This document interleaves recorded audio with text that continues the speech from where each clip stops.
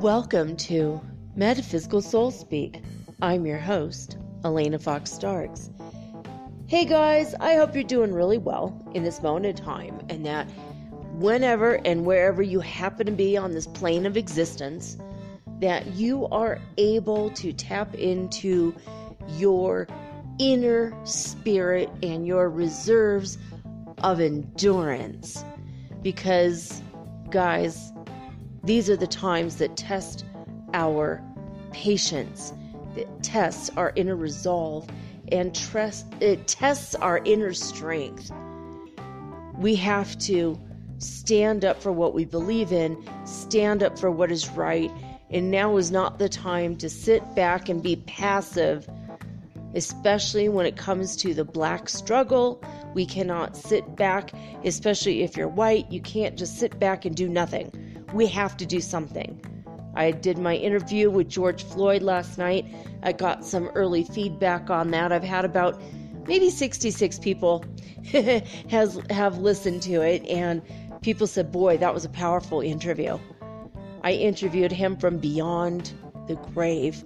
Wasn't my idea. I'm not in the habit of chasing after people after they've died. I'm not in the habit of going after spirits or ghosts. Hey, come and talk on the show. No. If they come here and they talk to me first and they ask me, and I guess for some reason I have a reputation in heaven as being a good channeler or interviewer of ghosts. And I was thinking about it after I finished my show last night, and George Floyd said he had walked with Jesus in a garden in heaven and had some conversations with him. Well, if you've been listening to the show for a while, you know that I've actually spoken with Brother Yeshua. That's what I call Jesus, and we've talked quite a bit and at length about a lot of different things throughout my lifetime, but also on the show. I have channeled him for you guys as well. So now I wonder if he wasn't the one that said, hey, why don't you go talk to this woman who will put you on the show and give you a platform with which to still speak to the world about what your experience was and what happened and what you wish to say to people now. So I was thinking about that, but these are the times in which we need to tap into our inner endurance. One of my listeners, Chris, is out there every day protesting. Every day. You know, she says, hey, what's sleep? Sleep is nothing. When she's at home, she's rapping. She's speaking of the struggle within her art, rapping. If you want to listen to her, Hi Chris Gray, Gray, is her, it's Hi Hi, and then Chris, Chris, Gray, is her Instagram account, and she's talking about the struggle. She's like, look, this is straight up. We are not going to stop until we get justice. No justice, no peace. And this is important for us to know. This is the time. It doesn't matter the color of your skin. This is a human struggle. This is a struggle for everybody. No one is free until we all are free. So I'm encouraging you guys to please try to either donate to the cause, get out there and protest, or just at the very least speak up when you hear somebody saying something racist against black people, because that is not right. It's not right. So there's a lot of struggles going on in the world. There's a lot of things happening. I mean, still with the global pandemic already, we're still supposed to be in isolation. I mean, if I was in Los Angeles right now, you best believe I'd be out there on the streets every single day. I have marched with black people during the right after the Rodney King beating that took place. I was taking to the streets. I was on campus at Cal State Northridge. It was a part of this struggle back then. And I've been speaking up against racist beliefs, attitudes, even racist jokes I had to deal with when I was a little kid. I don't hear as many now. In fact, it's been a long time since I heard a racist joke, like 10 years. And it makes me happy. At least I see the society changing, and sometimes it's extremely freaking slow. But it is getting better.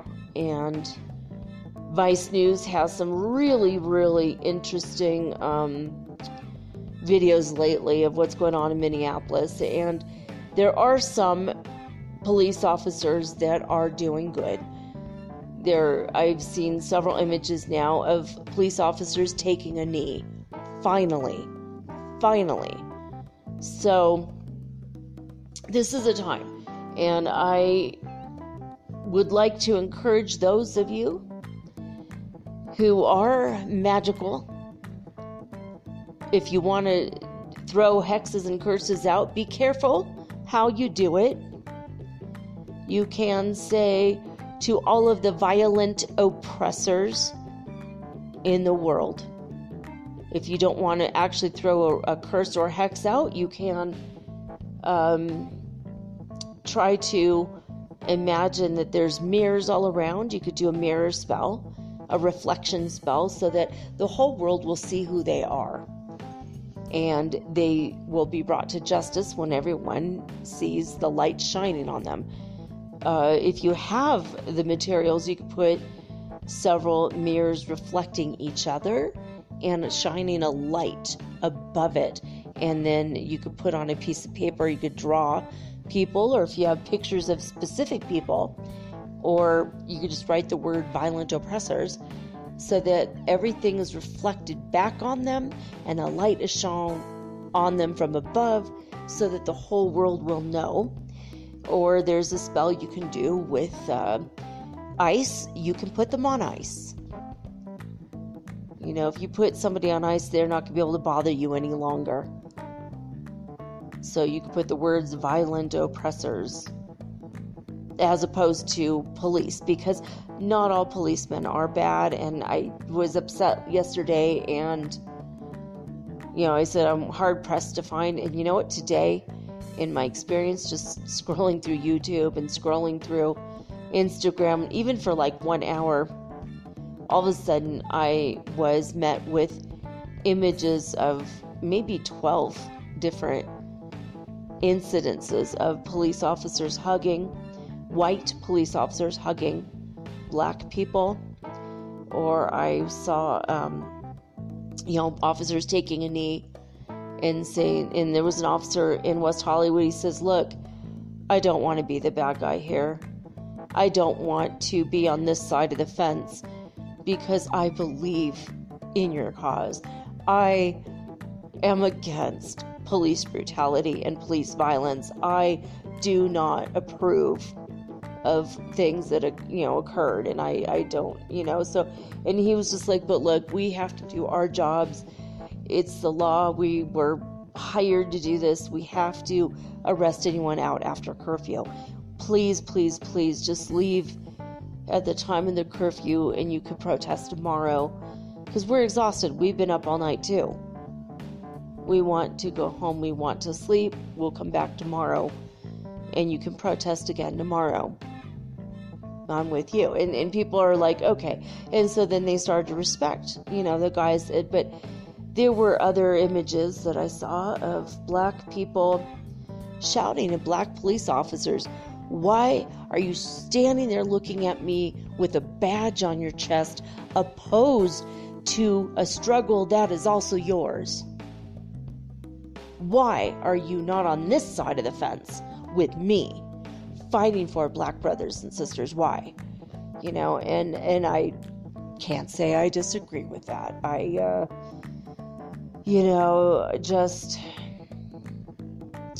It's something that needs to be addressed, and it's something that we cannot pussyfoot around. We cannot just skirt the issue. We have to get through this. In the interview I did last night, George Floyd did say something about how this is a shadow upon America, and we're not going to ascend until we fully embrace everybody as being equal. And we have to stand up right now for our Black brothers and our Black sisters and love them, support Black businesses, have a dialogue, stand up to racist people. It's not enough to be non-racist. You have to be anti-racist at this point. We have to accept everybody as God made them.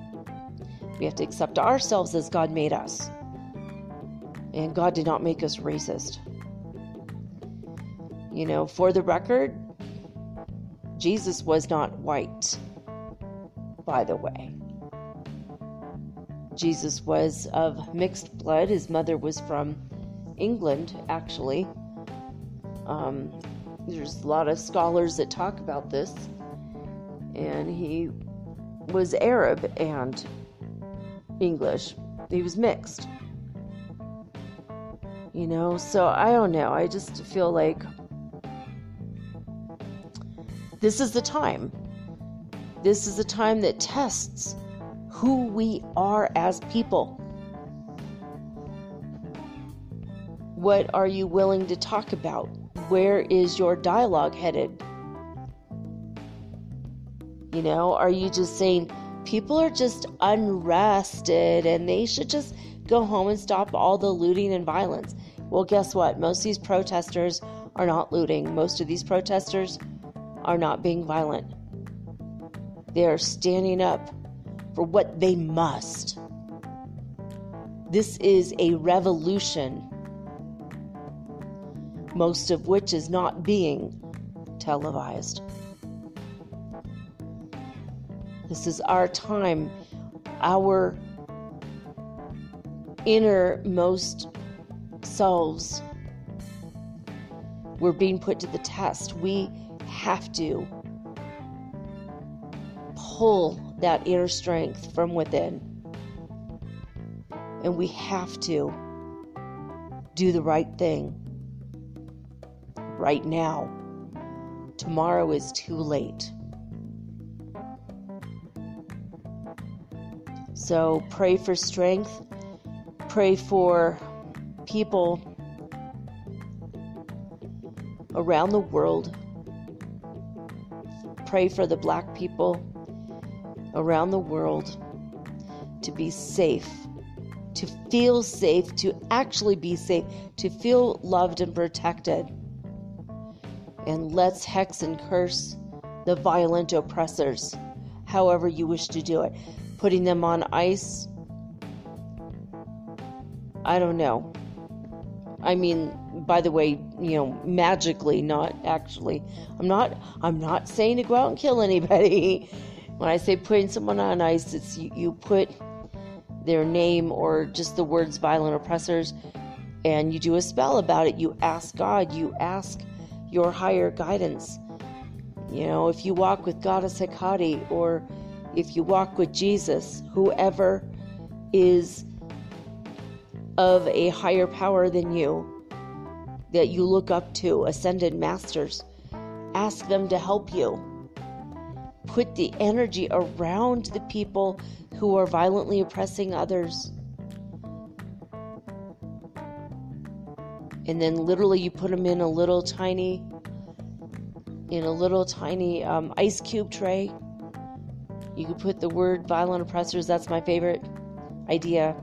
I mean, my son and I sat here for hours For 2 days, we've been thinking about what can we do that's not going to screw up our karma. It's not going to come back on us, but will shine a light on those who are doing wrong. Because you know what? They need to be held accountable right now.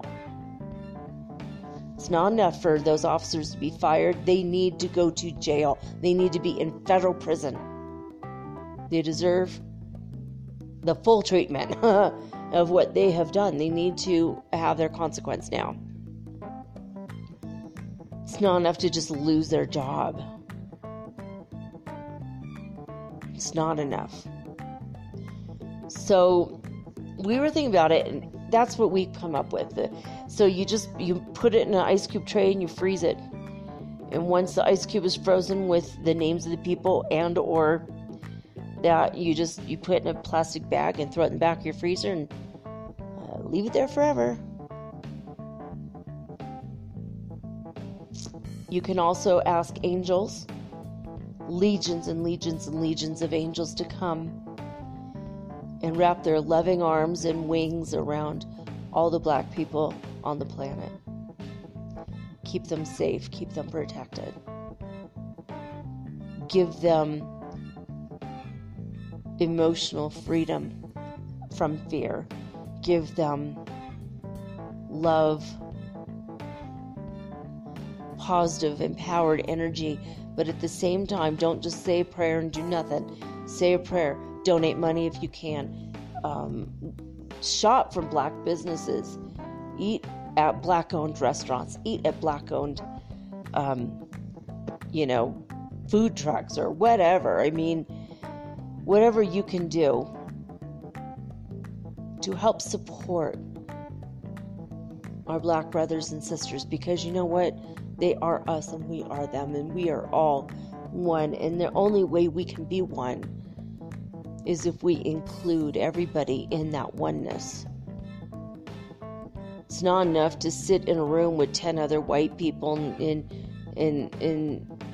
sing Kumbaya, not even understanding that that's a song that comes from Africa. It's not enough. Love, interact, really be supportive, not just in your mind, and just do what you can. Becca Feelgood is another Instagram account, and I adore Becca. She listens to the show, so hi Becca. And she's from Germany, and she has put, for her part in this, she has put a lot of amazing posts about if you cannot donate, you don't have the money. She put up something about there's a thing that you could play, and the more you plays you get, the more money is donated to these causes. Right now to Black Lives Matter. So I encourage you to go check out her Instagram account. Again, that's Becca Feelgood, BECCAFEELGOOD. She also has a metaphysical podcast she started recently. Because of me, she was inspired, which inspires me even more. And I adore her. She's like a long-lost daughter to me. Somehow, I think we had a past life together or something. She's an amazing human, and I'm really happy, honestly, to see so many amazing posts on Instagram, so much love and support, and I hope that continues. This should not be a contemplation for 2 or 3 days, and then you go about your lives of white privilege if you're white. Because it's not enough to do something for 2 or 3 days and then stop. Because it's no longer socially relevant or in the news. We have to do this for the rest of our lives every single day. We have to support Black-owned businesses every day, that we possibly can. I mean, you can't go to the hair salon every single day, but hey, once or twice a month, if you go to a hair salon, go check out a Black-owned business. I used to take my my youngest, to Oakland, California, where we used to live. Well, we lived in Berkeley, but we spent a lot of time in Oakland, and we went to Black-owned businesses, and we actually went to a mosque there. It was a black mosque. It was people who normally were raised Christian, and then they converted to Islam. And during Ramadan, we spent many days there, and it was awesome. We loved the community and the spirit and the energy there. Just so supportive and loving. And my oldest kid actually lives in Oakland now, and she's like, I feel so much more comfortable, Mom, in the Black community than in any other community I've ever been in. I feel so accepted and supported and loved, and she would do anything for her friends, and she feels like this is like her extended family. And I'm grateful to that. And when we lived in Detroit, we lived in a Black neighborhood, and we were there for all of our neighbors and friends. And I still talk to my neighbors, even though I haven't seen them in a few years. We still keep in contact. I'm always loving them and supporting them and conversating. And conversating, is that a word? And it's just necessary. It's necessary to be aware of the struggle and try to diminish that struggle where we can. That's my 2 cents on the matter, I guess. And I think we need to send love constantly to every person on the planet all the time, and we need to just keep doing our part. And most of you guys are, and I have seen a lot of your Instagram accounts and people that have contacted me. Just thank you so much for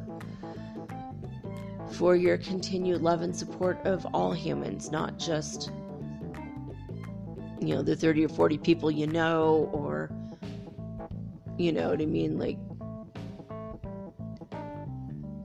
it's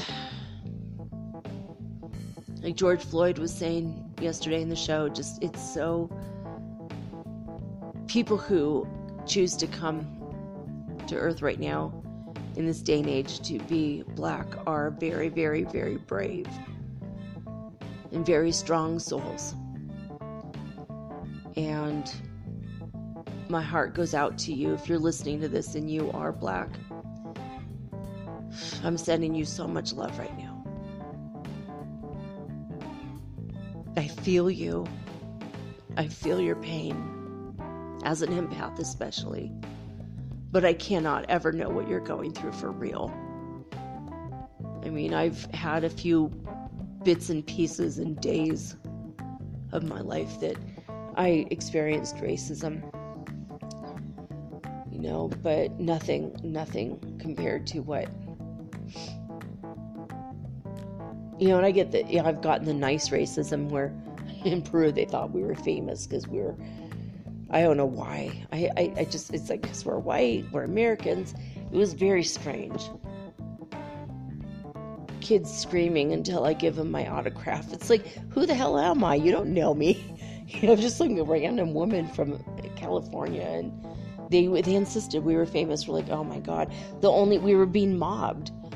Like the Beatles. I mean, it was like insane form of racism. It was, I had conversations with other people that went through similar things in Peru, and they were like, it's like positive racism, but still racism, and it was weird,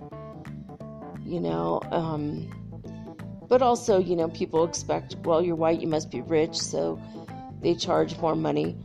Something's $5 for everybody in the town, but I walk into the shop and it's $20 for me. Over and over that was happening. Taxis always ask for 50 cents to $1 over what the fare is, which is illegal, but they keep doing it because, so I get racism in that way. My friend who's Black, he gets racism in the opposite way. Well, you're black, you don't have any money, which is a racism again, and they charge him 35 cents less. He's like, I don't know. I mean, it's racism, but I'll take it. I mean, it's an extra, 30 to 50 cents in my pocket. And, if they want to be racist, that's fine. I'll take, I'll keep my money.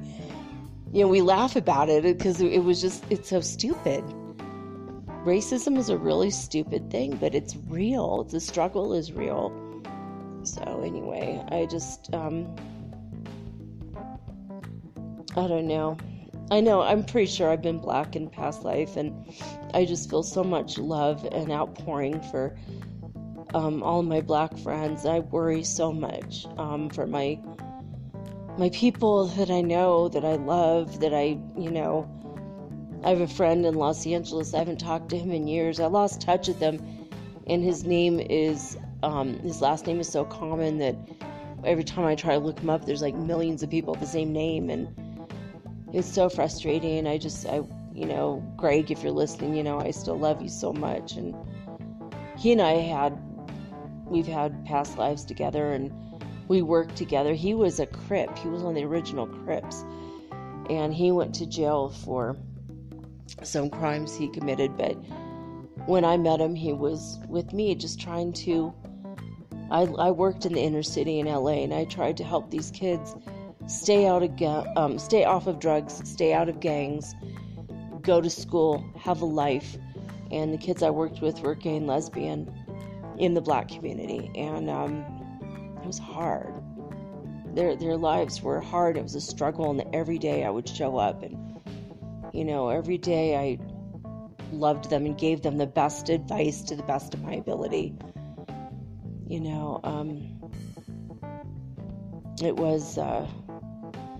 was eye-opening for sure, and I always felt my life and my time was best spent learning about people that I did not grow up around, like going and understanding a struggle from a different angle, and that's one reason why I moved my kids to Central America, and then eventually we moved to South America, and we learned what it's like. Someone was saying something on Instagram, and he was just being contrary, and I said, I can't imagine what it's like to be a black man in America right now, but I've had a few different experiences, so I understand racism from the few times it's happened to me, and I can't imagine every single interaction forever. And he said something about, well, that's good for you. And I said, it is good for me, because it's given me, even though it was frustrating and made me angry and made me cry, one time it was extremely dangerous because in Mexico, they would write down people's names, and then they wrote our names down as Guerra Uno, Guerra Dos, Guerra Tres, basically Blondie 1, Blondie 2, Blondie 3. So that when we went later to prove that they put us on the wrong bus, they sent us to the middle of the desert, and it cost us another 8 hours on a bus. And I was running out of money, and I was really scared. We were really tired. Here I'm a single mom with kids. It was like ridiculous, but they did this as a joke, and they all laughed about it. And our Spanish was we were really shit in Spanish at the time. And it was hard. It was scary as hell. And it really hurt us a lot. I was very angry, very upset. Trying so hard to communicate with people that don't understand me, because my Spanish, my accent was off and my grammar is off, and it was like, at that time, it was years ago, it was horrible. And they thought it was hilarious, and they refused to help us in any way, shape, or form. They were just kind of shrugging their shoulders and laughing, shaking their head. They even at the bus station, they even closed their window as if they were closed for the day, and they weren't. And they kept looking out to see if we were still there, and we waited for 4 hours for them to do something for us, and they wouldn't. So we had to go to another bus station across town, and I don't even know how the hell we got out of it. It was scary as hell. And this was in Oaxaca. It was one of the it wasn't like, in the northern Mexico, but it was one of the top bad cities to be in. It was like maybe in the top 5 most dangerous, most violent, cartel ruled cities, and that's where they sent us. Instead of to Puerto Escondido in the state of Oaxaca, they sent us to the city of Oaxaca, and they refused to help us. And people are trying to rob us constantly. It was really scary, And so, I mean, I have suffered, a little bit, just a little bit, but just like 4 or 5 days out of my life were really bad, and I can't imagine every day of your life being that scary. So we need to support everybody. We need to love everybody. We need to love all Black people everywhere. Period. We have to open our hearts and our minds. Listen to their struggle and their stories. And pray every single day. And when I was in the city of Detroit, man, every single day, especially because I'd broken my leg, I just lay in bed, and I'd say 6 or 7 hours a day, that's all I did was pray and pray and pray and pray and pray for the neighborhood, for my neighbors who I saw, they were struggling, going to work every day. My one neighbor, she barely graduated high school. She was pregnant and had her baby, and I remember the baby's first Christmas. I brought gifts over, and I got to hold the baby. I was so grateful. And now I've seen this little girl grow up, and she's so adorable. And I always send love to them, always. And I write them all the time and ask if they're okay.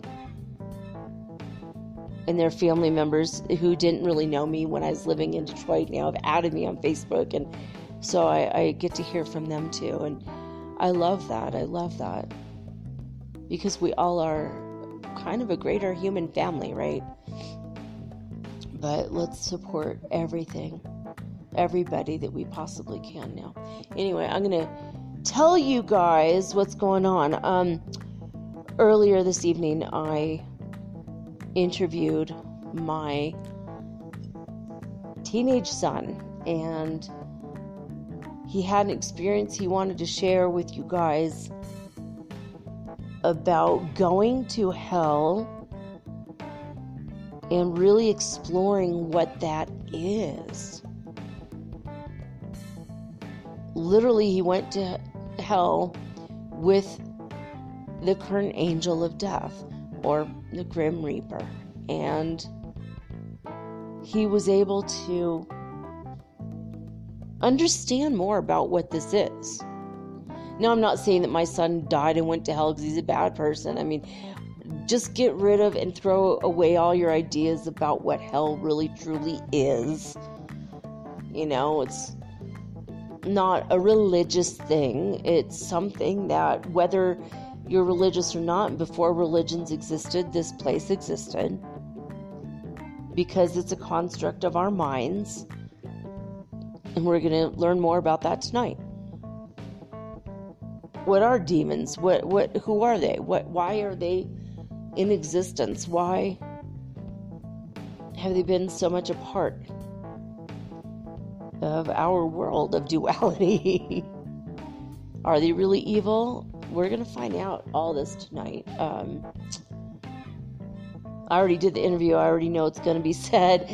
And I'm telling you guys, it's going to help you if you've ever struggled with the ideas of hell and the afterlife and demons and devils. And if you've ever spent any moments being afraid of this, I think this show tonight, it's usually considered a darker theme, a shadow idea, but I think tonight you're gonna see it for what it really is. If you open your minds and your hearts to my son and listen to his experiences of and his beliefs that have been shaped from this experience. Now, what's really funny is I was with him when he experienced this, but I didn't know.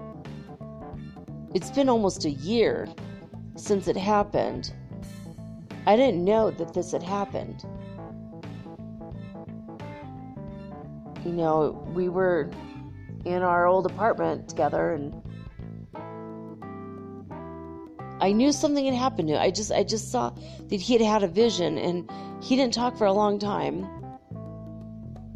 And then finally he was like, I'm okay. And then he just like, I have to go to bed, you know, we were just there in the living room together, and he had this vision. And well, we're going to go over that tonight.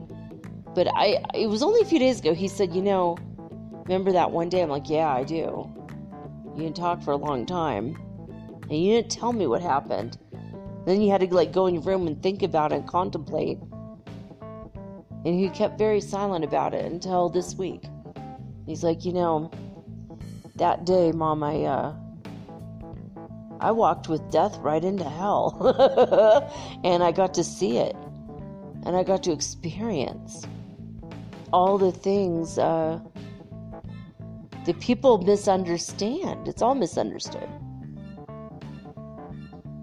Now, something he didn't say in the interview, which I thought was funny that he had said to me a couple days ago, he said, Mom, when demons and devils, whatever you want to call them, come here on this plane of existence, when they come up to where we are, it's kind of a vacation. They kind of enjoy, instigating us to doing things that we know we oughtn't. When they try to tempt us. But ultimately, it's for our own good, and you're going to hear tonight about what that means and why. Why are they there? A lot of people that don't believe in God don't believe because they think it's unfair. Why create a world where you could choose good or evil, and then you create a bunch of demons that will tempt you to do evil so that you could condemn them to hell forever to live with the demons? It makes no sense.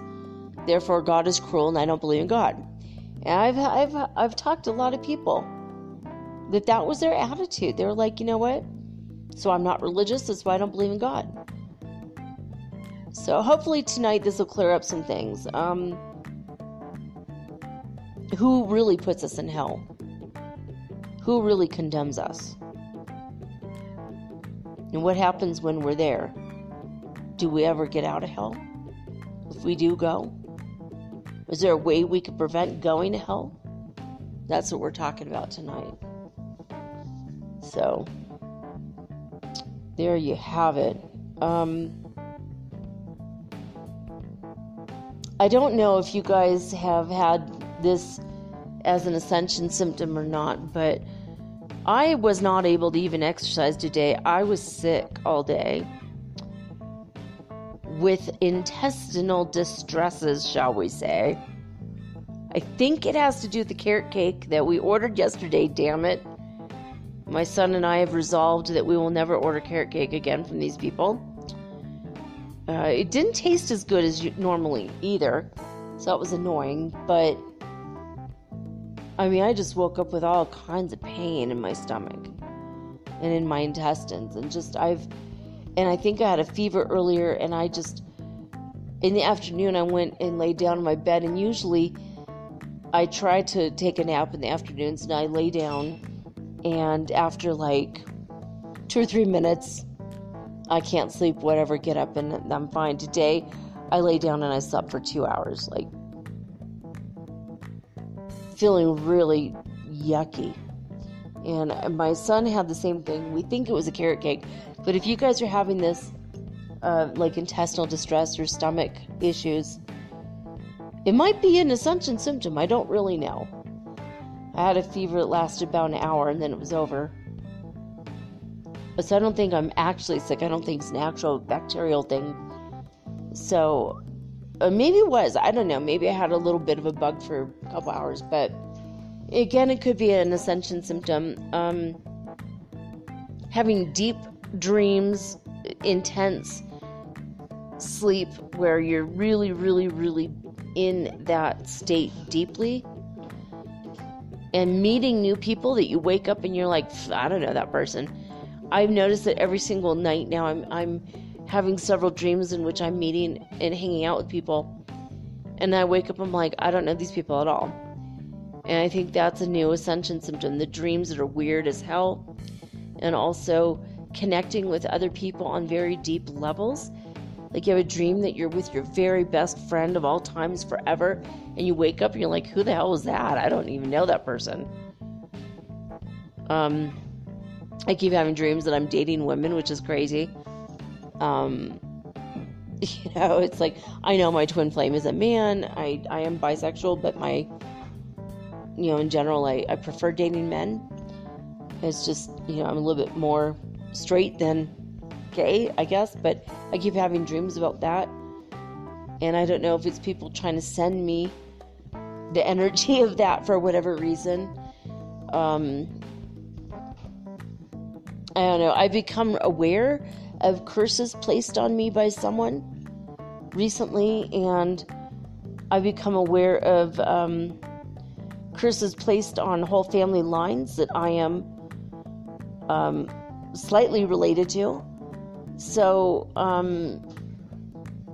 I've come across a few people recently actually saying the same thing, that they're like all the women in a family line have been cursed, or a whole family line has been cursed. And so I wanted to mention this in the event that you started having inklings or thoughts of, you know what, everyone in my family just has crappy luck and love, or we're unable to make money, or in spite of our being good, in spite of our being amazing, hardworking people, we still don't make the money, or we have really bad luck in one way or another. So if you are starting to become aware of these kinds of things,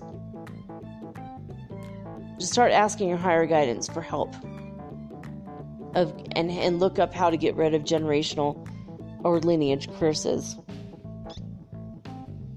This is the time to lift the curse off of everybody, right? So, off of ourselves, off of our family lines. This is the time to change history in every possible way. So anyway, let's get into it, guys. I've got to check out the space weather news, spaceweather.com. Right now, the current condition is solar wind speed, 311.2 kilometers per second. I think it's a little bit less than yesterday. We do have a sunspot. It's sunspot number 12. That's pretty cool. It's a member of solar cycle 25, which is awesome. It's the newest one. Wanted to mention something cool. There will be a penumbral lunar eclipse this week. This Friday, the full moon will pass through the outskirts of Earth's shadow, producing a penumbral lunar eclipse.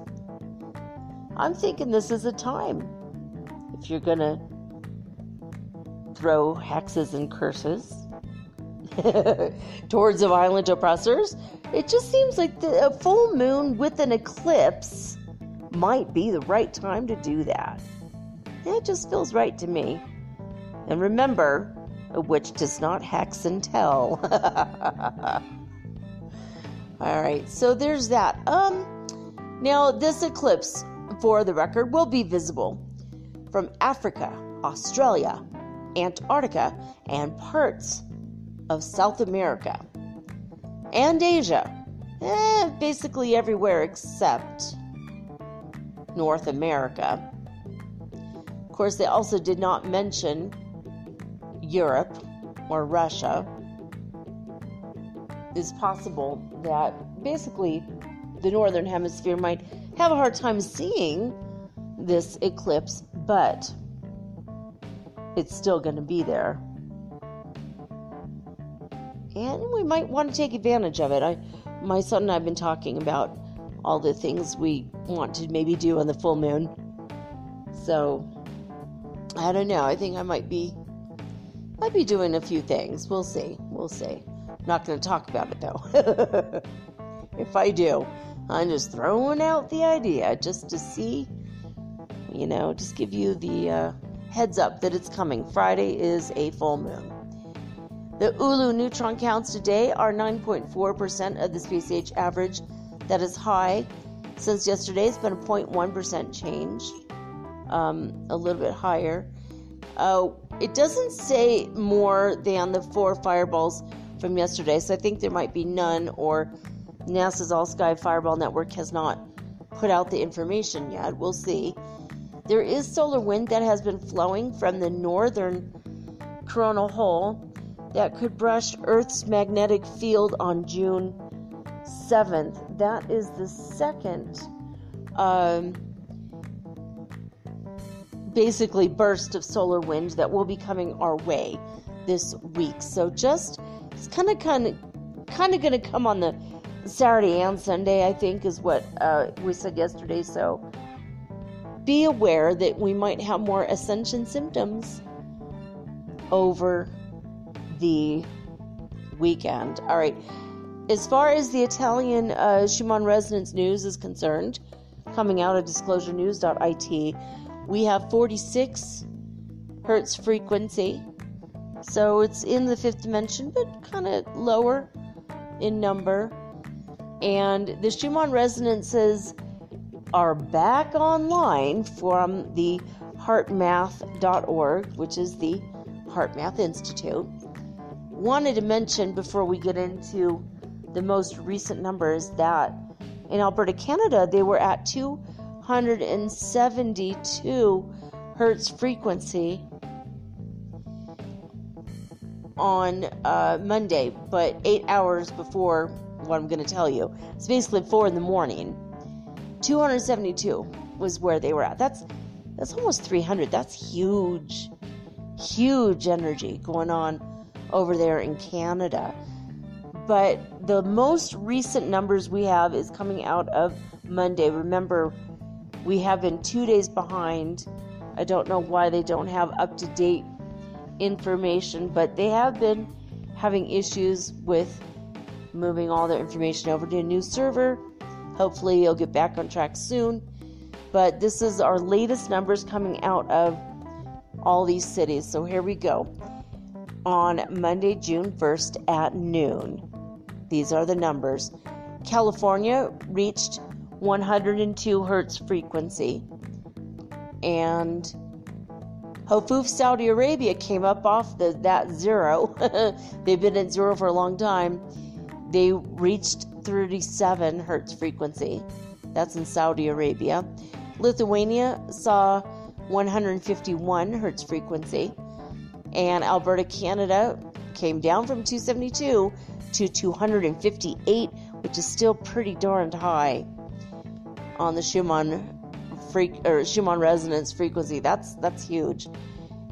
And in Northland, New Zealand, they were at 85 hertz frequency. And Hulului, South Africa, last but not least, was at 124 hertz frequency. All right, so here we go.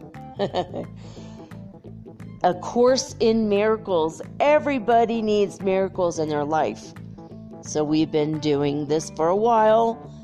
We are on lesson 305. That means I've read either the full lesson or partial lesson for 305 episodes in a row. Pretty cool, right? We have 60 left to go. That's 2 more months worth. Might take us 3 months because I'm taking weekends off to spend time with my son this year.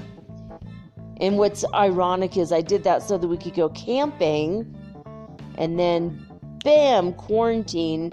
God, I hate those global pandemics. It's so frustrating, but that's okay. It's all going to be okay soon. I just feel it. I just feel like everything is going to get better eventually for everybody. All right, so lesson 305, acim.org is the website if you want to check out A Course in Miracles. There are many apps so you can have these lessons on the go. The Foundation for Inner Peace will always keep these lessons free for you to explore and help yourself come on up out of some of the illusions and negative ideas, usually to do with Christianity. So if it seems a little religious, that's because it's meant to help you get out of the illusion that Christianity has put people in, such as guilt and fear. We're going to talk about guilt and fear tonight too. So, all right, let's get down to it. Lesson 305 is this. There is a peace that Christ bestows on us. There is a peace that Christ bestows on us. Who uses but Christ's vision finds a peace so deep and quiet, undisturbable, and wholly changeless, that the world contains no counterpart. Comparisons are still before this peace. All the world departs in silence as this peace envelops it and gently carries it to truth. No more to be the home of fear, for love has come and healed the world by giving it Christ's peace.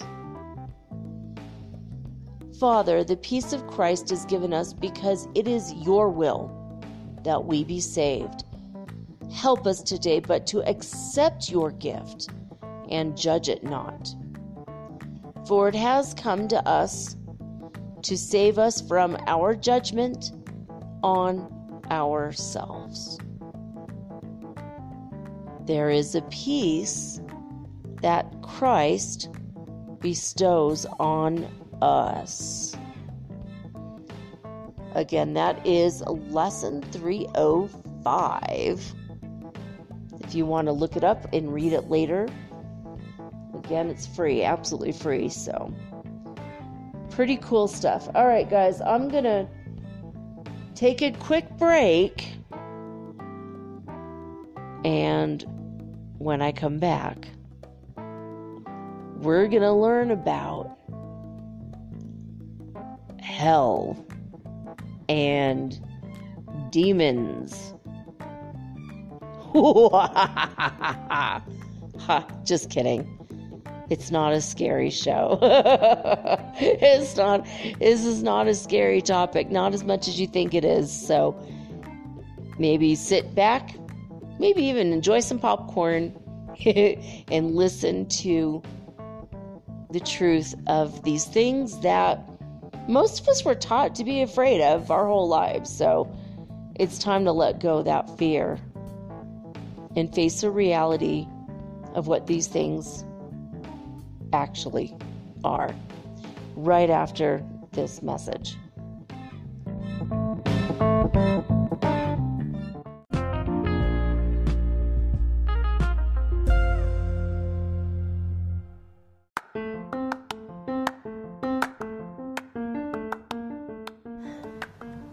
If you haven't heard about Anchor, it's high time you did. It is the absolute easiest way to make a podcast. First of all, it's absolutely free.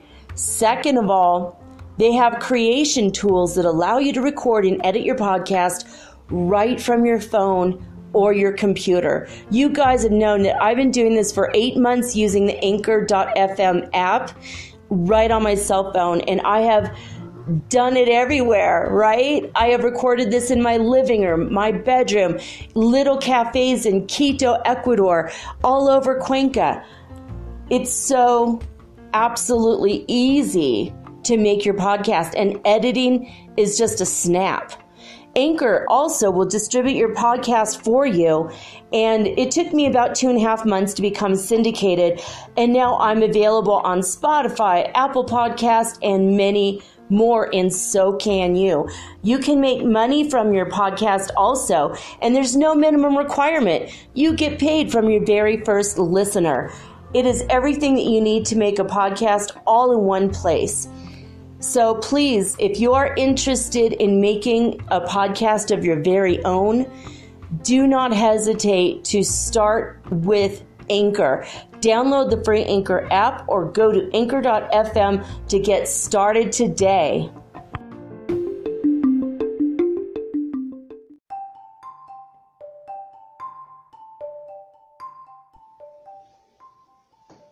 All right, guys, so I'm here with my teenage son, Virgil, and we are from a magical family. We have hereditary magic in our DNA, and we did not know this until last year because it skipped several generations as Christianity has come in, and many of us have had that link. It has been broken in our families, and I believe that if you go back in most people's families far enough, you're going to find out, oh my God, I too am a lineage witch or a hereditary witch, whatever you want to call it. It's pretty much the same thing.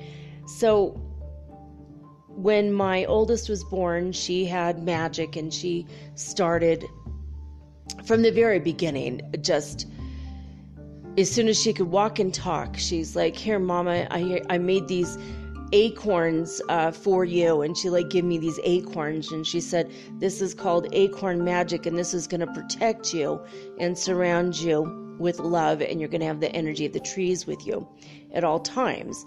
So these kinds of things started happening when both of my kids started coming up, and they would come up with these magical things that happened completely on their own.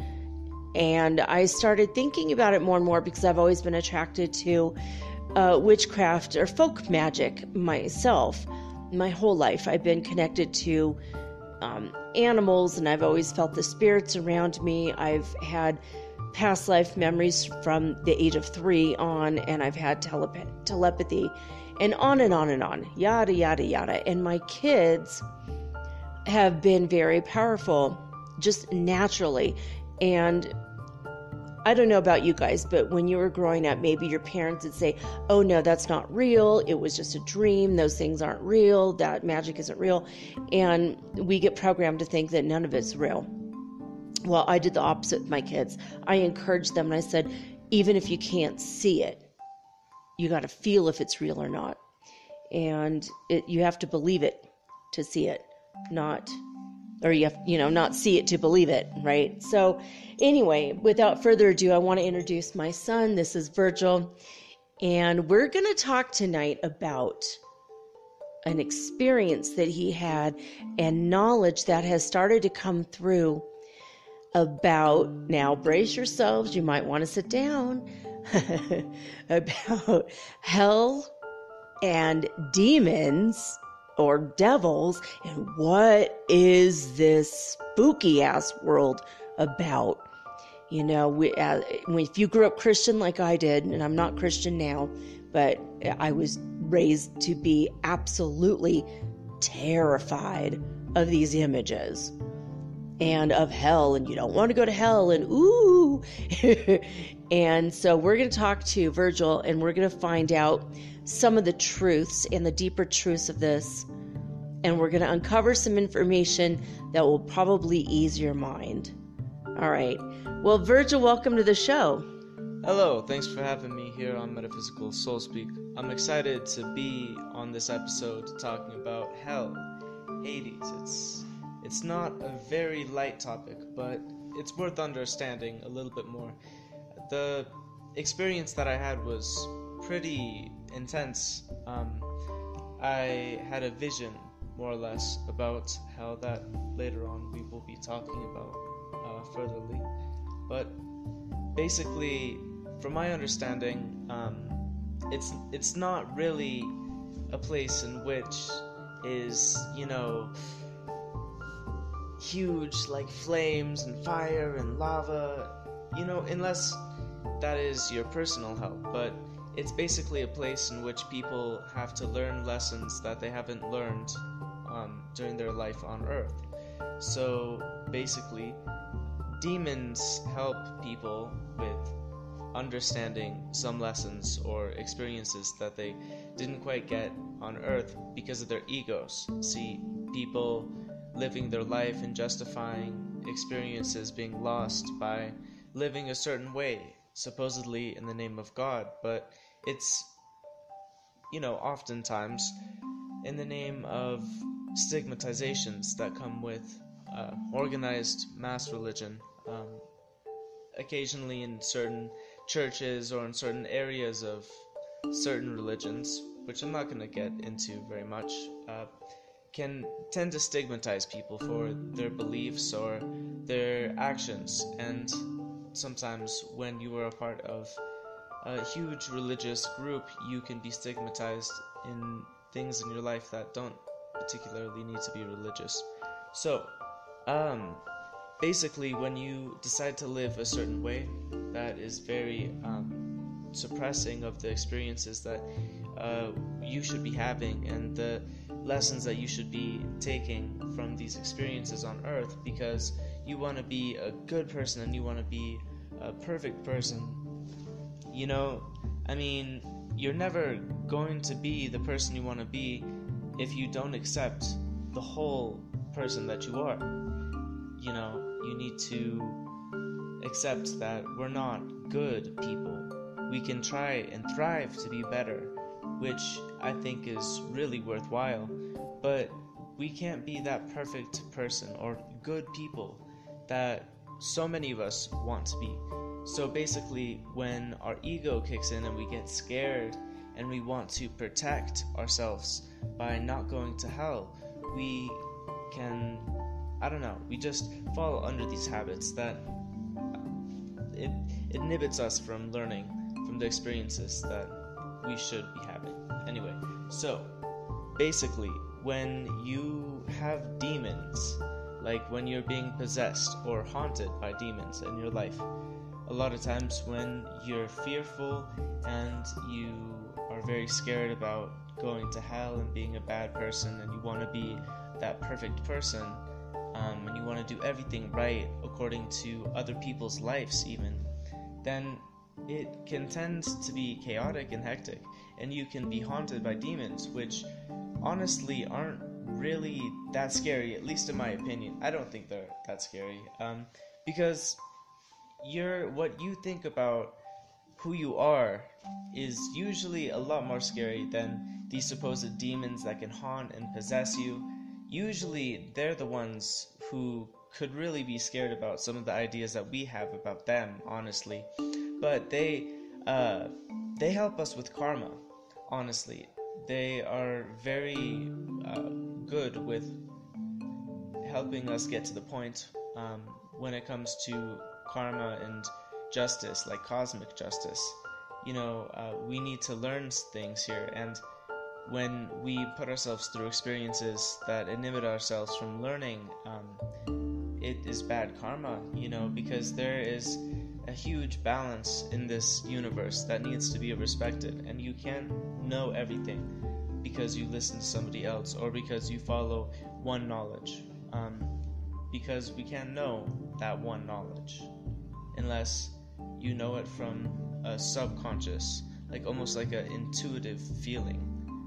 And it's hard for some people to understand this, but it's like everything is going to happen for a reason, and if you've understood this before, or if you're going to understand this in the future, you have to understand what you need to learn as this person in this life.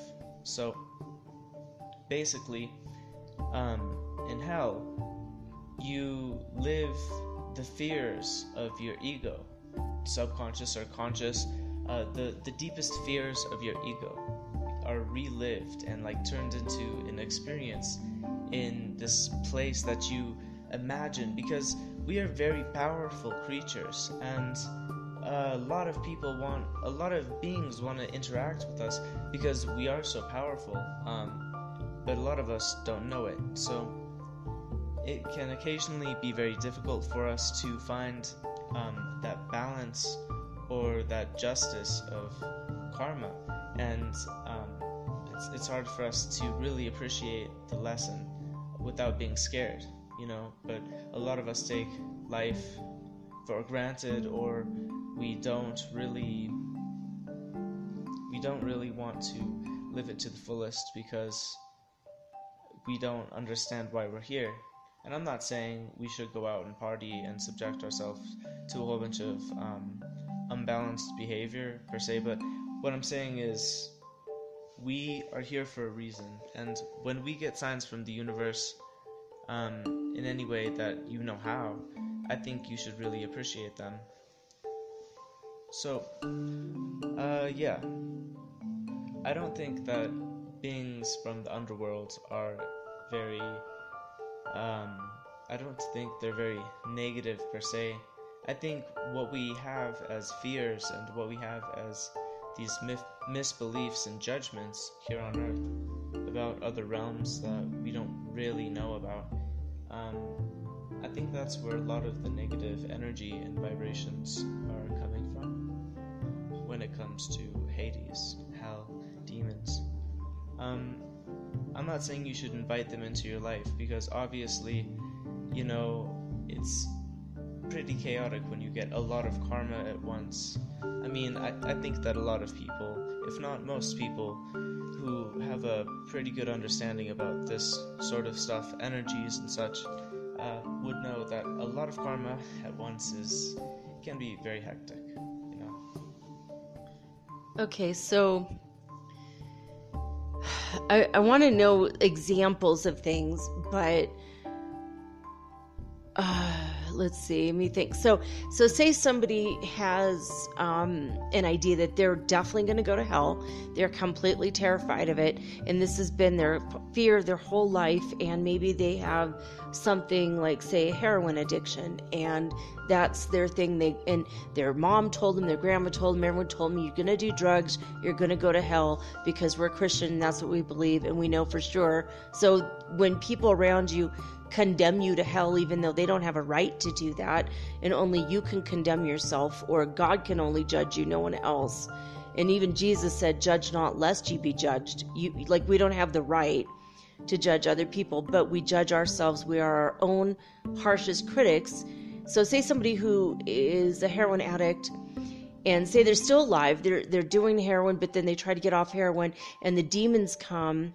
What would a demon do to somebody who wasn't finished with an addiction?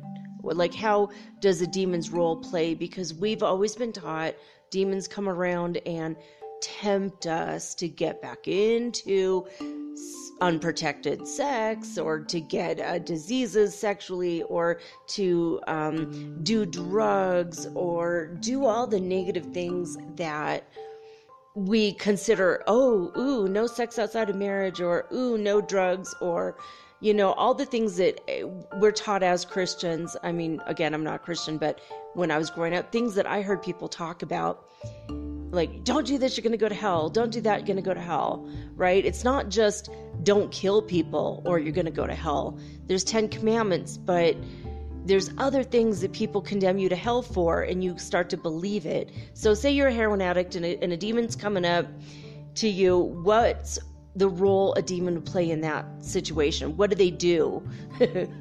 Well, basically, a lot of people follow stigmatizations as a justification, but people tend to be more affected by stigmas or stigmatization. You mean like heroin addiction is a stigma? When they're more, like out of touch and they're not as conscious. Mm-hmm. See, when you're around a lot of people who aren't conscious or they're out of touch, you can tend to be off your balance. You can tend to fall under habits that may be familiar or maybe unfamiliar to deal or cope with a certain situation, or just your situation in general. See, a lot of people don't really have support and stuff, but we're all here for a reason nonetheless. And basically, over time, we become more conscious of things, and sometimes we continue to live one way that might be chaotic or destructive, and we're consciously aware of it. We're consciously aware of our power and what we can and can't do. But after a while, when you're just more scared because you know consciously what you're doing, then that fear is like a cycle, and you get more scared and more scared. But you also use the same like ways to quickly get out of a situation, or to just justify one way of living, or one way of thinking, because you saw other people do it, or because you can even feel pressure. I don't know. Addiction is a very complicated thing, but it comes down to a couple things. What you believe in, for example, is very, very important. Everybody has their own values, and you should follow and stick to your own values and live by them, even express them, because you shouldn't let other people's demons or other people's fears affect you and your fear. Demons do feed off fear, but fear is more scarier than demons any day of the week. You should not let yourself be ruled by your own fear. After all, it comes from you, and well, basically, demons can sort of poke and prod at you to send you in directions that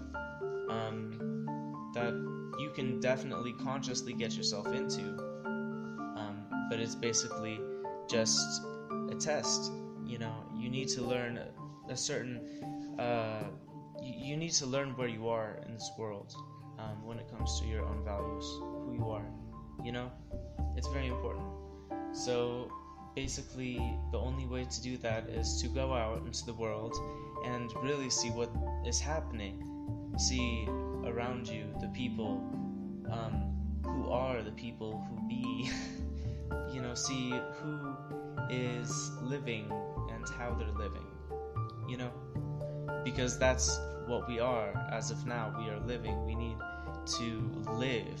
We cannot live only by the thought or the idea or the fear of the ways that bring us closer to burning in hell. However, we can't be perfect people, right? So I guess my point is, you should accept yourself more than stigmatizing yourself or fearing stigmatization, because it doesn't matter what other people believe or even say about you. You should protect yourself from words. They're very powerful. I mean, but yeah, I mean, demons are here for a reason. They're fallen angels, and even though a lot of people want to say they're here for destruction and very bad things, very negative things, demons are fallen angels, and they do have a part in greater good. They do have a role in something that does sort of bring balance to the world, and nobody stays in hell forever, because after a while everybody realizes that we're all part of a greater purpose, and this was just a lesson. This whole experience was a lesson, and it's sort of like a drawn out process of this life. You know, there's an after effect of this life. Our consciousness stays, but not in this realm per se, and sometimes we end up in a lower realm, which I have been to before, at least in a vision. What was it like when you were there? What did it look like? Was it a lake of fire like some Christians like to believe, or was it different? Well, what did you see? You can go there and it sort of looks like, when I went there at least, it sort of looks like there are halls where you can go into individual rooms, and in the rooms there are like conscious these conscious awarenesses. No, that's not a word, I don't think. No, that makes sense. It makes sense to me. Right, but they're like these rooms that are filled with different people's consciousnesses that are basically like their fears and what they believe, because a lot of people hold on to their ego, which doesn't really serve them at all in the afterlife, or what is afterlife, the experience is afterlife. So basically they hold on to this concept that doesn't serve them, but only like on this part, but in a way that should help us learn and change. So basically, when people hold on to the construct, they have these fears, they have these ideas about what should happen to them when they don't even know why they are.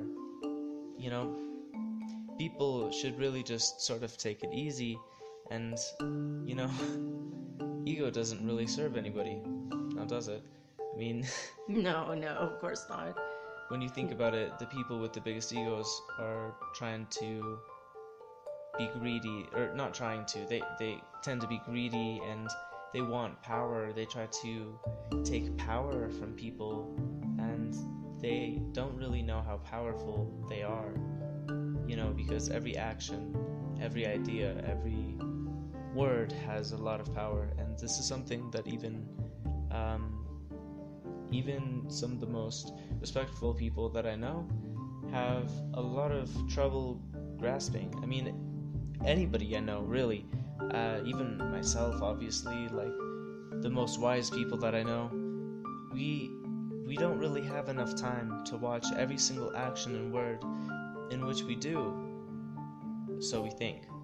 I mean, but we're all here for a reason, and if we sort of listen in to what's around, you know, what's in the air, then you could start to just relax and realize we're all here for a purpose, and we can find that purpose. But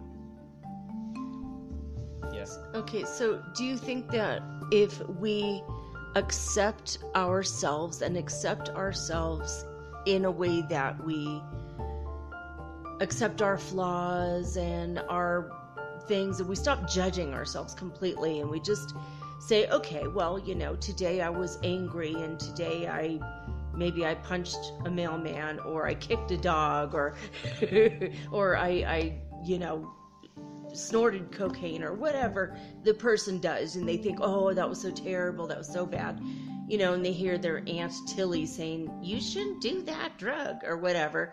You know, even if it's just smoking a cigarette, some people feel so guilty and so bad about who they are. Like, I'm a smoker, or I drink alcohol. And I've known a lot of alcoholics that just felt so bad about themselves. And then they would feel so bad that they got to the point where they drink more and more and more. And they became like serious alcoholics, and they couldn't get out of it because it's a physical addiction as well as emotional, and it becomes like a spiritual, like a band-aid, because of their ego, their fears. They feel bad about themselves. But what I'm hearing you say is that if we accept all of our parts of ourself, not just the good, you know, not just, you know, I did a good deed today, so this is good, but then you think you're going to hell for all the other crap. If you stop and you accept yourself, is it possible that you're not going to go to hell? Or is that a big factor or key in this equation? Like, how do we avoid hell, basically?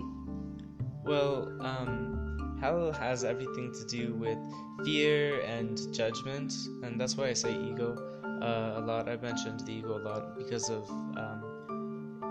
well, ego has a lot of involvement.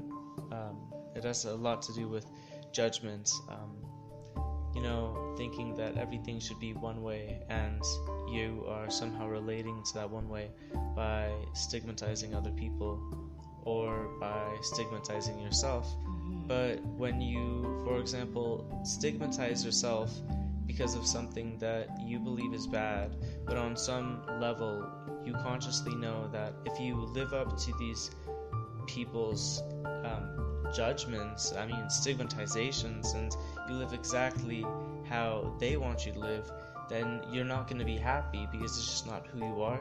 Then you shouldn't sit around judging yourself all day. But then again, there are a lot of people who don't really have any ego, but they don't know why they're here in this world, or they don't know how to take care of themselves. they don't know how to love themselves and to accept themselves. So basically, you should always follow love, and you shouldn't follow fear, because there is only one type of true respect in this world, and you need to respect life. You need to respect being and learning, and you need to respect that we're all here for a certain reason, and we need to learn exactly why we're here at some point in our life. If we're conscious or not about it, we need to be spiritually conscious about it, at least, if we are awake or not. So basically, you have to accept that everything that happens in the world might not be okay at times. It might seem like it's very, very, very bad, but it all happens for a reason. And even during a war, even during a great act of destruction or chaos, there can be a peace that can be found, and there can be a new beginning that can be created. Sometimes destruction and chaos is necessary. But we just have to accept that we are a part of a greater balance, and we only have to accept that balance. See, we are very powerful, but this balance in the universe is always gonna work itself out. It's like it's always gonna balance itself out, and we just have to accept that we're a part of it, and that everything we do is just a part of this greater universe, this greater conscious being or consciousness that is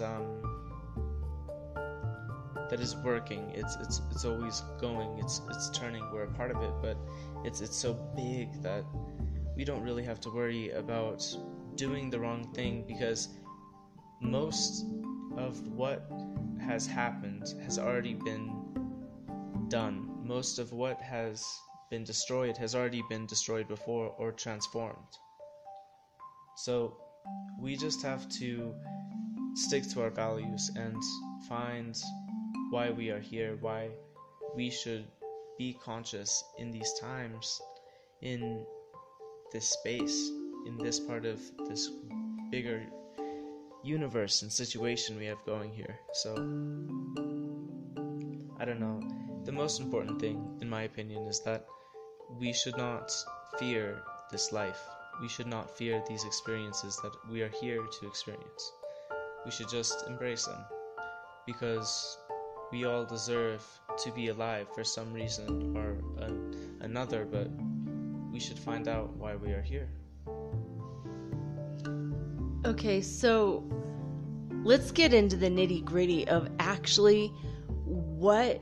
Okay, so first of all, the demons fell to earth. The ones we consider evil, they fell to earth because of their egos. They thought they were better than humans, and they didn't want to be placed below humans, according to the legend. Whether that's true or not, I don't even know the reality of that, but we always consider demons as evil. They're always tempting us. They're trying to push us to do things that are bad or what we consider bad. So what is the purpose of demons? What do they do? Why do they exist? Why are they always poking and prodding us? Why do they do that? What is the purpose of that? Well, basically, I think that a lot of demons want to be different, and they don't accept themselves. And at the same time, they poke and prod people because they stigmatize themselves. And that's basically sort of like what we know demons to be in our day-to-day life, like judging ourselves and judging other people for being a very for being in a very big part of a big existence across many people.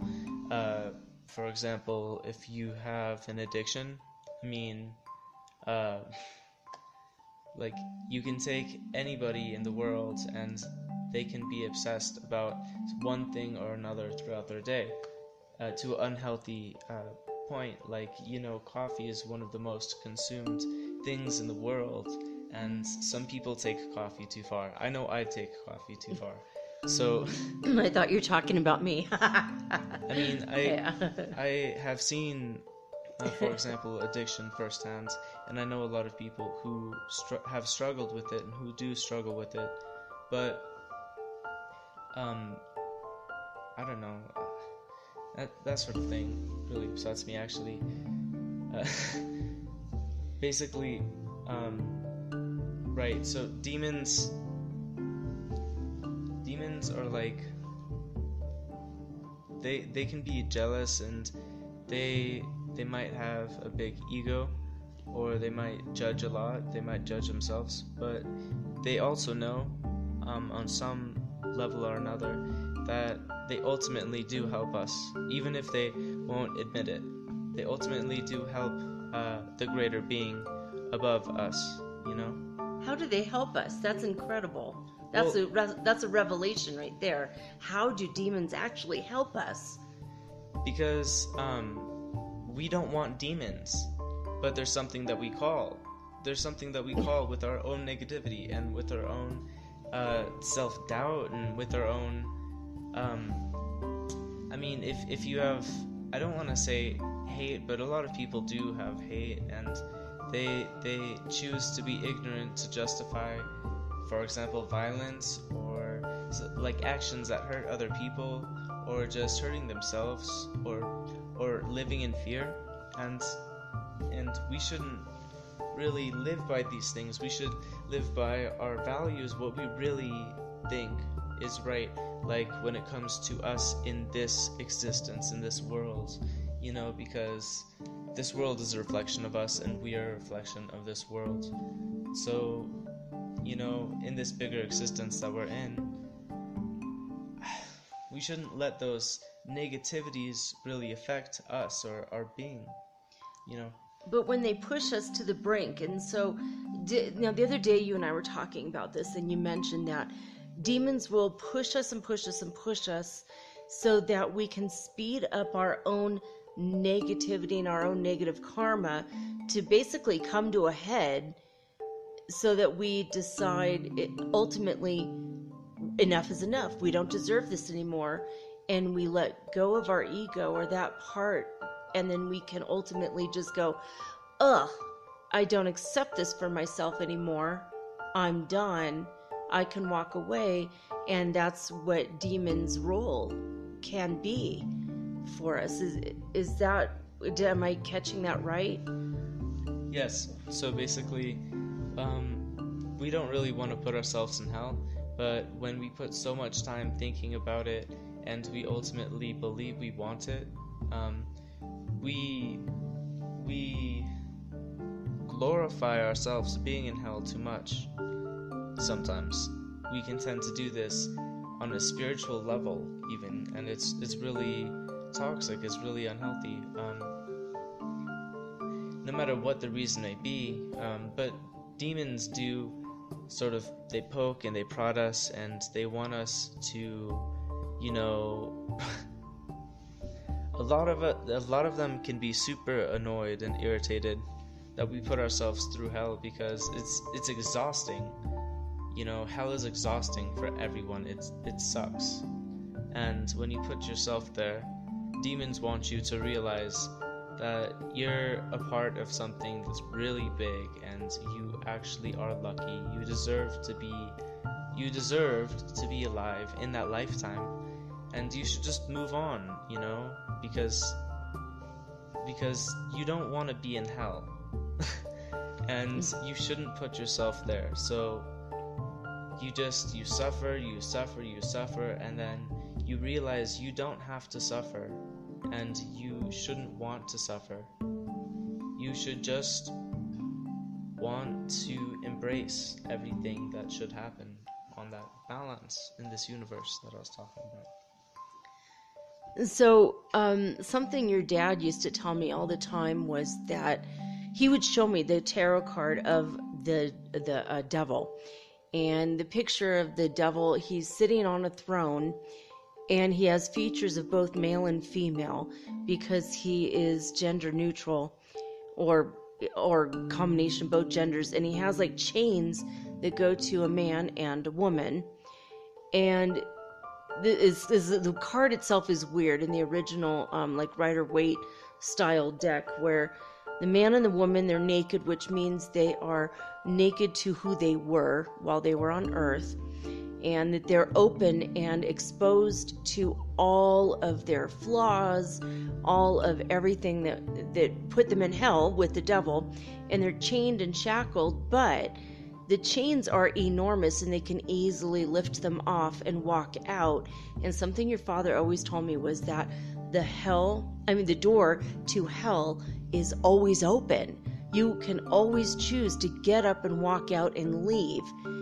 But this goes against what Christianity has been telling people for like thousands of years now, that God puts you in hell and punishes you forever.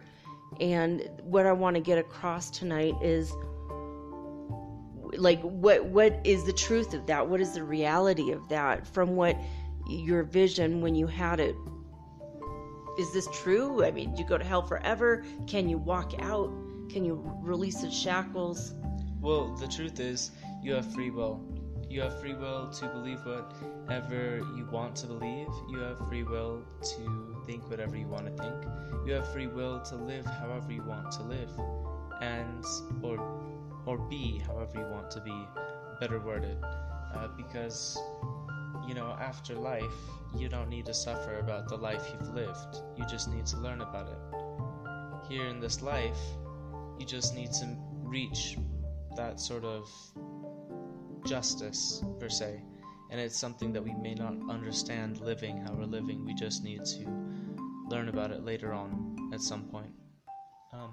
So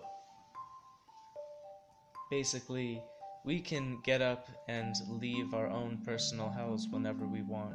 It's just a matter of being ready, because sometimes it can be scary to accept what we haven't learned yet, and accept that we need to learn. But we are worthy of learning, and we are worthy of being here, so we should really appreciate that. So some people's hells are based on their feeling guilty about something they have done in their life, and some people's personal hells are like reliving moments that they lived on Earth already that were terrible, that were thrust upon them by other people, and that's a whole different kind of hell. How do people get out of that? Like if someone does something terrible to you and you are a victim, not necessarily victim mentality, but you are a victim of a horrible crime, and then you put yourself in that hell where you're reliving that crime over and over and over again. Why do people go through that, or how do they get out of that sort of hell, and how do we stop that from happening while we're still alive? We want to prevent that sort of hell for people who are victims of terrible things. Sometimes you really do have to look at a terrible situation and accept that things may not seem better for a while, but just follow love. Just don't give in to the fear, because that's what that energy wants. You don't need to hold on to it. You don't need to live as what happened or history. If there is a pattern or an energy that is haunting you, a memory that really hurts, the best thing to do is to just let it go as much as you can. Try to cut the energy, the negative emotions and obsessive feelings and thought patterns from it, and just let it go. It's always worth it not to hold on to those things. And do you suppose that forgiveness has a role to play in those kinds of personal hells? Do they need to forgive themselves and others? Yes, of course. Oftentimes when we get hurt or when something violent happens to us, even if it's not from another person, we tend to blame ourselves. And it's not our fault. If we get hurt, it's not our fault. Sometimes we can be held a little bit responsible for it, but it's not our fault that we have pain, and we shouldn't be held responsible for our own pain or our own suffering, honestly, because we are here to learn, and sometimes we make mistakes when we have learned to a certain point and decide not to follow what we have learned or what we believe about our realities in regards to what we have learned. And sometimes when we decide to go against what we know to be our existence, no matter how you know it to be, can come back pretty hard. I know this to be true in my life, at least. Guess I can't speak for everyone, no matter what I'm saying, but yeah. Yeah, sure. So what I'm gathering from this conversation and these ideas is that if we live a life of love and acceptance, and we come from a place of humility, like being humble instead of gathering our energy into our egos of wanting to be better than everyone, if we put ourselves on a level playing field and we think everybody's equally loved, we love ourselves, we accept ourselves, but that extends to other people, and we live from a place of forgiveness, acceptance, love, and we are humble, then we can basically walk among the devils of the world, the demons, and we will be completely unaffected. Is that fair to say? Yes, I suppose it is.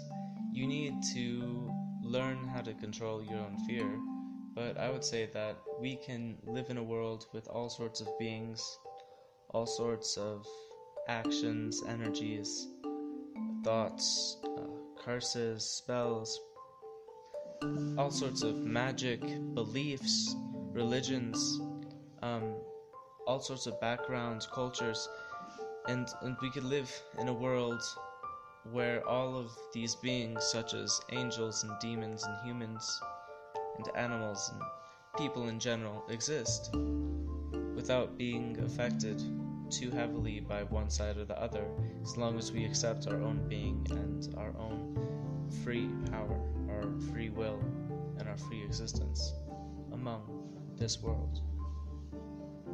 Okay, now I also wanted to touch upon another thing about people have said that Satan is evil, but in reality, Satan is supposed to be a punisher of evil. What do you think about that? I mean, if he's punishing evil, is it just because we accept the punishment because we think we're evil? I mean, the people that I don't think I'm evil, but I feel like the people who put themselves in hell, I mean, is Satan supposedly evil and bad and making us do evil, or is he just a punisher, or is this all just made up stuff? I don't know. What do you think about that?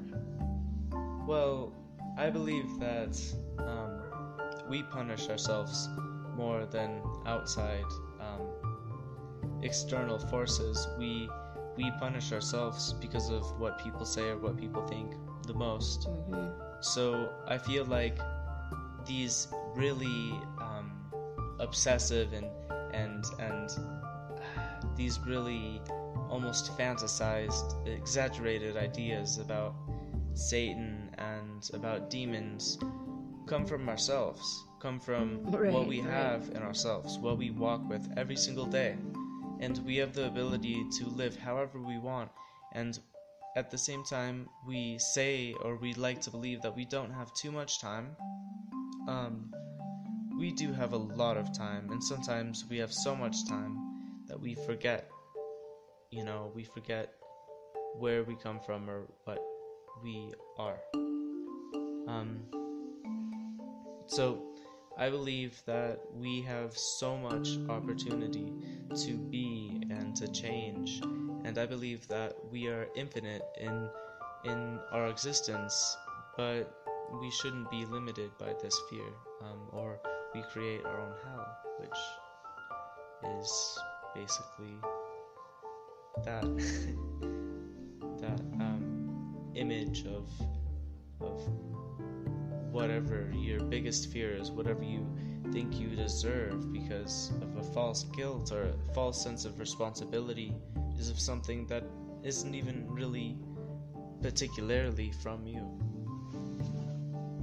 Right. I have I've had my own dreams where I went to people's individual hells after they died, and I remember just trying to talk to them like, hey, snap out of it. What are you doing? And they could not see me. They just kept going over and over their own hells. And another one dream, and this has happened multiple times. One time I saw somebody who was shackled, like he had a chain around his foot or his ankle, and he was in a laboratory plotting evil deeds, but it was like a medieval kind of like an alchemist laboratory, and he kept talking about all the evil he wanted to do to get back at people that hurt him in life.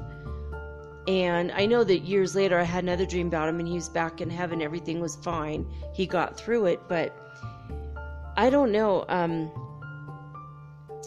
I like, how do people get out of it? Like you said that they accept themselves, but how do they,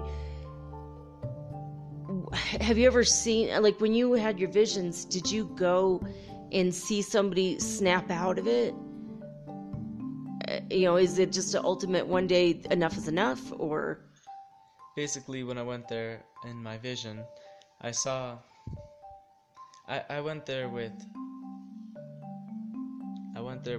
death, and like I'm talking about like basically what a lot of people know as the Grim Reaper. Right. I call him Harry, but yeah. We affectionately call him Harry, but yeah, the Grim Reaper. I was there in the vision with death. Yeah. And he basically told me that there is a greater understanding that we need to all reach that really doesn't have much to do with us as much as the greater energy that we are a part of. And people put themselves in their own hell. They want to judge themselves, or they want to judge other people, and they want to be obsessed with these easy routes of not really learning, but just giving in to fear and negativity. So after a while, it's hard not to accept that we are a part of this greater world, and the sooner we accept that, the smoother things are going to go, no matter what your situation is. That's awesome. I love that. You can bring yourself out of hell. You need to trust that there is a bigger force and power, and you just follow love. That always helps, but just accept that at some point or another you need to be ready to know that we are all here for a reason, and everything is going to be okay, no matter what your life was like. Things could have been better, things could have been worse, but it's your life. Things could not have been different. Things can't really be wrong in the experiences and in the lifetimes that we are living. It can't be out of place. We all have a small but significant place in this world, being all equal as we are all different. So just accept yourself, love yourself. Don't obsess about this easy negativity that we don't really know about that leads to this vicious cycle of fear. Mostly of the unknown, but just relax and try to just stick with what you do know, with what you do believe in, and just listening to what's somewhere up there in the cosmic breeze. Basically, follow the signs, love and accept yourself, and don't worry so much, because that can lead to living your own personal hell in the afterlife. So just live your life, and at the end of the life, just accept that it's over and extract yourself from it, and don't obsess over it. Otherwise, you might end up in a cosmic loop for a while of being in your own personal hell. Is that fair to say? Yes, because people can even put themselves through hard times here on Earth when they decide to stick around, but you just need to move on. It doesn't mean that you can't come back, in other moments. Might be in a different way, but you're always going to be the world as you. Everything is the same. That's awesome. Well, thank you for being on the show, Virgil. I really appreciate it. We've been wanting to have you on the show for a while, so I'm glad that you were able to commit to it tonight, and I really appreciate you, and I love you very much. Thank you very much. I love you. I love you too. I'm nervous, and that's okay. You're doing great. You did great. I hope this interview was not too convoluted. No, it was perfect. Thank you, honey. Thank you. Thank you very much for having me. You're welcome. All right, guys. I wanted to say thank you to you guys too, and I love you very, very much. Thank you for placing your confidence in me, and for spending your time, choosing to spend your time listening to Metaphysical Soul Speak, the podcast. I will be back tomorrow with all new, unique, and original programming, just like always. And remember to put July 1st in your calendar, because that's when we can start voting.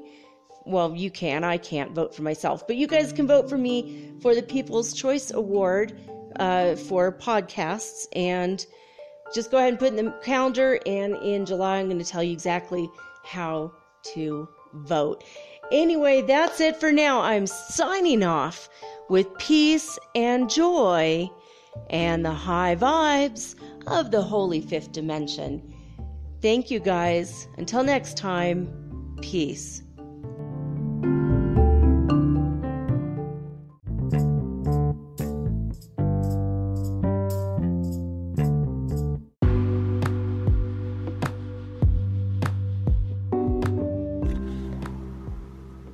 Metaphysical Soul Speak is run on sponsors and listener support. This means listeners like you. If you are so inclined to support my efforts and my little podcast, please visit me at anchor.fm/metaphysical and pledge an amount of your choosing today. Thank you.